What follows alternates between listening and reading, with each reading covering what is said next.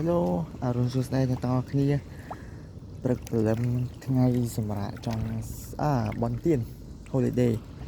ថ្ងៃនេះអត់មានធ្វើការទេមករត់នៅស្ពាននៅទន្លេម្ដុំកោះនារីអូមកថៃសភ័យស្ថៃថ្ងៃនេះរត់បានតែ5គីឡូឆ្ងាយពេលរយៈពេល1ម៉ោង motivation រត់ថ្ងៃនេះអត់សូវមាន power សោះដងខ្ញុំចំណាយពេល1ម៉ោងខ្ញុំអាចរត់បាន8គីឡូអាហ្នឹងវារត់ជាប់ឯងថ្ងៃនេះនិយាយទៅសាច់រត់អត់មានរត់ហ្មងគឺដើរសតហ្មងរត់បាន1គីឡូក្រៅពីហ្នឹងគឺដើរ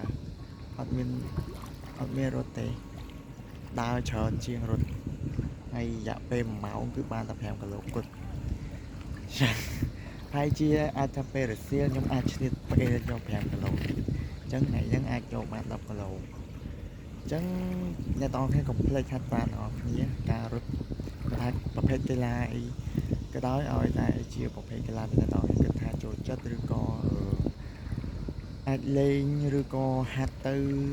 សុខភាពល្អហើយយើងចំណង់ចំណូលចិត្តយើងចូលចិត្តកីឡាហ្នឹងកុំភ្លេចលេងកីឡាទាំងអស់គ្នាធម្មតាសុខភាពយើងមួយគឺមានសារៈសំខាន់ហើយនៅឥឡូវហ្នឹងនៅមាត់ទន្លេមុខកោះនារីហ្នឹងថ្ងៃក្តៅប៉ុន្តែមកល្មមទេវាមិនធ្វើឲ្យស្បែកខ្មៅទេវាអាចនិយាយបានថាកម្ដៅពន្លឺប៉ុណ្ណឹងយើងអាចស្រូបយកវីតាមីន D ពីព្រះអាទិត្យបានអញ្ចឹងគាត់ចាប់ពីម៉ោង9ទៅវាអាច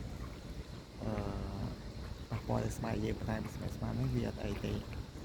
ហើយអូខេ enjoy your holiday ថ្ងៃនេះមានតែប៉ុណ្្នឹងទេ motivation ក្នុងការរត់គឺបានតែ5គីឡូហើយរត់នេះគឺដើរហ្មងថ្ងៃនេះហើយអ្នកនរគ្នាអាចមករត់នៅកោះនារីបានហើយកន្លែងស្ពាននៅមុខកោះនារីទី1បរិយាកាសវាខ្យល់ទន្លេហើយវាសូវវាមានស្មុគស្មាញទេនេះវាស្រឡះខ្យល់ត្រជាក់